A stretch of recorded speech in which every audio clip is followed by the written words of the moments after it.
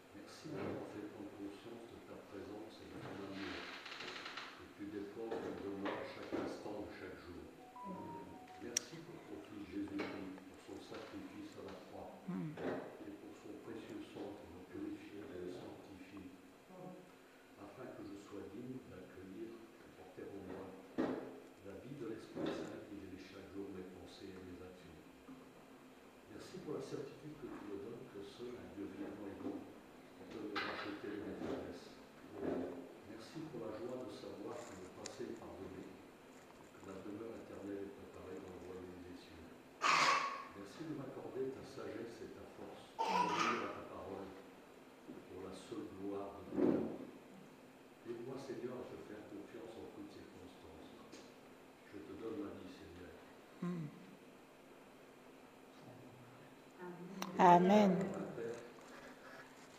Amen. Bon, ce matin, nous allons tous ensemble chercher la face du Seigneur, Jésus-Christ, à travers nos louanges et nos prières.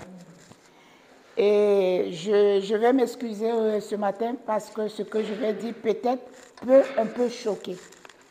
Mais voilà, c'est comme ça, il faut prendre comme ça. Nous allons faire une première lecture dans Colossiens 3, verset 16.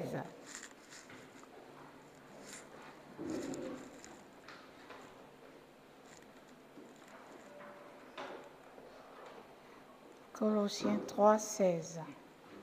Que la parole de Christ habite parmi vous abondamment. Instruisez-vous et exhortez-vous les uns les autres en toute sagesse par des psaumes, par des hymnes, par des cantiques spirituels, chantant à Dieu dans vos cœurs. Il y a une petite déco qui me cache Sous l'inspiration de la grâce. Sous l'inspiration de la grâce. Et dans d'autres versions, c'est des hymnes et des cantiques qui viennent de l'Esprit Saint. Ce qui me retient dans ce verset, on dit que la parole de Christ habite. Le verbe habiter, c'est loger, c'est être. Et ça, c'est fort. Ce mot, il est fort.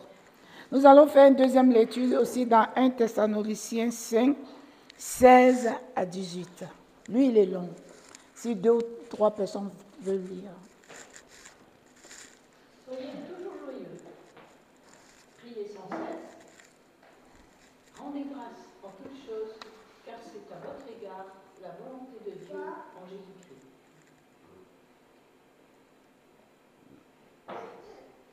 Ok. Et moi, j'ai noté 2 petits trucs. Priez sans cesse, remerciez Dieu en toute occasion. Ce qu'il attend de vous, c'est ce qu'il attend de vous qui êtes unis au Christ Jésus. Donc, de remercier Dieu sans cesse. Pourquoi je dis tout cela? Parce que nous sommes dans le mois de décembre. Dans le mois de décembre, c'est bientôt la fin d'année. Et une nouvelle année va commencer. Allons-nous entrer dans cette nouvelle année? Est-ce qu'on se pose cette question? Allons-nous entrer dans cette nouvelle année? Dieu va-t-il faire grâce? Parce que même en une semaine, il y a beaucoup de choses qui peuvent se passer. On a remarqué, moi surtout, j'ai remarqué que le mois de novembre-décembre sont des mois très spirituels, où beaucoup de choses se trament dans l'obscurité. On a vu en novembre, Halloween, des gens qui ont un rapport avec les morts vivants, les religieux qui vont au cimetière. On se dit qu'est-ce qu'ils vont faire, qu'est-ce qu'ils vont chercher. Et puis, il y a des alliances qui se lient, il y a des choses qui se trament. Le mois de décembre, c'est Noël. Les enfants sont contents, ils sont heureux, même nous les grands. Tout le monde aime Noël parce que tout est beau. Quand vous allez à Chalon, on voit les lumières, tout est beau. L'atmosphère réagit, tout est magnifique. On se croirait dans un nouveau monde, dans une nouvelle dimension. Tellement Noël est beau. Et les hommes avec H sont heureux. Tout le monde pense et cherche avec ferveur le dernier cadeau qu'il va recevoir ou qu'il va offrir. Tout le monde pense aux belles choses qu'il va recevoir. D'autres vont planifier même leur voyage. À Noël, il y a des gens qui vont jusqu'à Tahiti. Ouais, le dernier truc, avant la fin de l'année, il faut qu'on marque le coup. Il y a d'autres mecs qui vont passer, qu'est-ce qu'ils vont manger? Je fais partie. Qu'est-ce qu'on va manger? Comment est-ce qu'on va s'habiller le 24 soir, au 31? Quelle voiture mon chéri va m'offrir? On pense à toutes ces choses. Et on oublie l'essentiel. On oublie l'essentiel. Si on pense que voilà, Dieu va nous faire grâce, mais il y a Satan aussi qui travaille. On oublie. Satan veut séduire. Et qu'est-ce qu'il va faire? Oh, il va mettre dans le cœur des jeunes filles, maquillez-vous, habillez-vous bien. Vous allez avoir le premier mec qui va passer, vous serez bien. Satan va vouloir séduire. Il va travailler dans l'ombre et puis il va avoir beaucoup d'adeptes. Il faut qu'on fasse attention. Parce que c'est en ce moment-là que Satan va lier beaucoup d'alliances avec des gens. Il va mettre dans notre esprit, il va nous confondre. Parce que là, on aura une porte ouverte. Il va nous séduire. Il va séduire nos dirigeants, il va séduire tout le monde. C'est pour ça qu'on voit les guerres. On voit le fétichisme, on voit l'oscurantisme, on voit tout. On voit des maladies, des décès, la souffrance, l'envoûtement. On se laisse aller parce qu'on veut avoir le dernier truc. Sœurs, frères, soyons vigilants. C'est vrai ce que je dis choc, mais moi je viens d'un milieu africain, je sais ce qui se passe.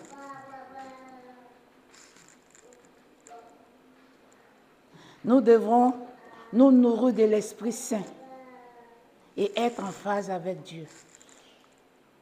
Il faut qu'on soit en phase avec Dieu.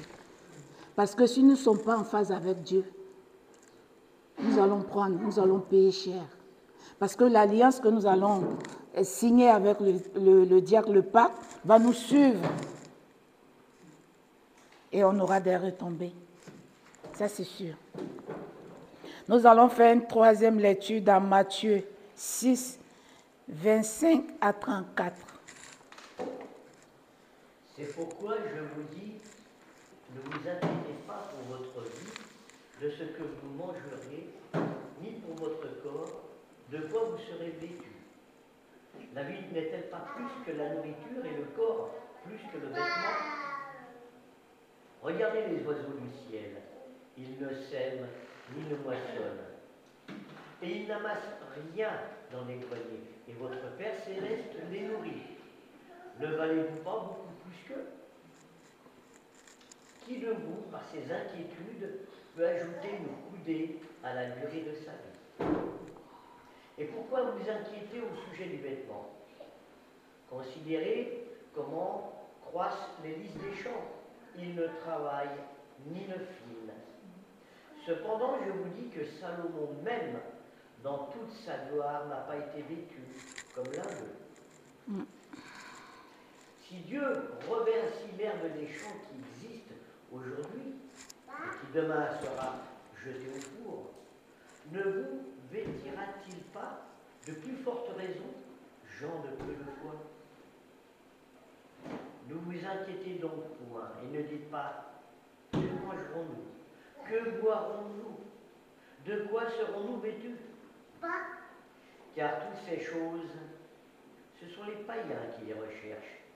Votre Père céleste sait que vous en avez besoin. Cherchez premièrement le royaume et la justice de Dieu. Et toutes ces choses vous seront données par-dessus. Amen. Ne vous inquiétez donc pas du lendemain, car le lendemain aura soin de lui-même. À chaque jour Suffit sa sa peine. peine. Voilà la réponse à ce que je disais. Ne nous inquiétons pas de ce que nous allons porter ou de ce que nous allons boire, le dernier champagne qu'on va boire pour marquer l'année. Non. D'abord Dieu et on aura toutes ces choses-là. Nous allons faire encore une quatrième lecture dans 6, 24, dans Nombre 6, 24 à 26. Que l'Éternel te bénisse et qu'il te garde. Que l'Éternel fasse luire sa face sur toi et qu'il t'accorde sa grâce. Que l'Éternel tourne sa face vers toi et qu'il te donne la paix. Amen. Si nous sommes en Christ, si nous demandons le Saint-Esprit, nous aurons toutes ces choses-là, nous aurons la paix du cœur. Et le Seigneur fera briller sa face. Si nous le cherchons, il fera briller sa face sur nous. Soyons des enfants de prière très tôt, tous les matins, pour recevoir les bénédictions et les protections divines. C'est vrai que deux fois on remet, on dit, oh, après on va prier. Mais ces choses-là, nous avons vu que Jésus priait tout le temps et qu'il se levait même dans la nuit pour marcher et aller prier. Et dans les psaumes ou les proverbes, ils ont dit Dieu renouvelle chaque matin ses bontés envers nous. Et ces bontés sont là. Mais si nous n'allons pas les chercher, on ne va pas les recevoir. Il faut percer. Il faut percer. C'est-à-dire la prière doit monter. Je ne sais pas comment vous expliquer. Nos prières doivent vraiment venir du cœur et puis monter vers Dieu pour que nous puissions recevoir. Mais si nous sommes là, on dit, oh, il fera, ça ne va jamais arriver. Les bénédictions sont là. Toutes ces richesses sont là. Mais c'est à nous de pouvoir aller les chercher. Nous avons vu quand Paul et Silas étaient en prison. Ils étaient enchaînés. Mais quand ils ont prié, ils ont crié, ils ont chanté, les chaînes se sont rompues. C'est la puissance de Dieu.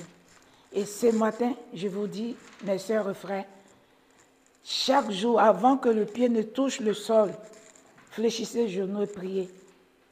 Parce qu'on ne sait jamais dans l'obscurité ce qui s'est tramé la nuit. On ne sait pas.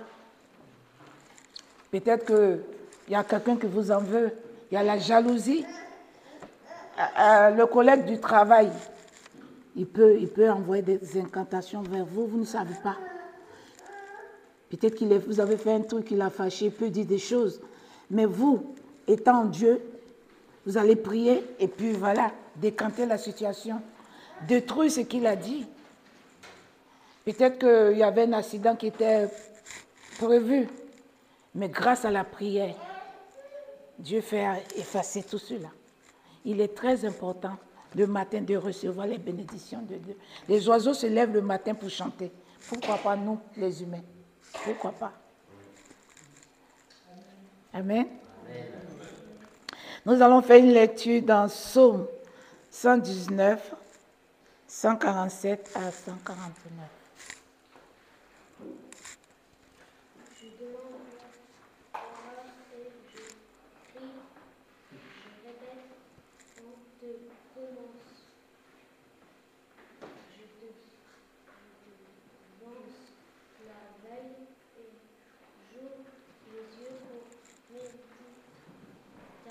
Parole.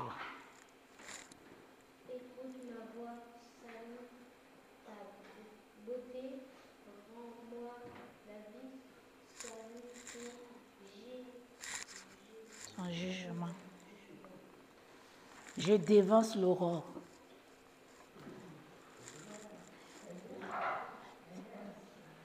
Je dévance l'aurore quand il fait froid. Hein? Quand on est couché, il fait froid, on ne veut même pas sortir du lit. On veut être sous sa couette. Mais la Bible dit, je dévance l'aurore. C'est-à-dire qu'il faut s'élever, il faut prier avant même que le soleil ne sorte, ne brille. Il faut. Parce que là, les écluses s'ouvrent et on reçoit.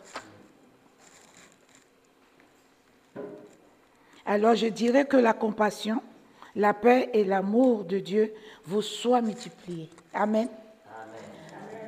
Alors nous allons faire un premier chant, le chant 35.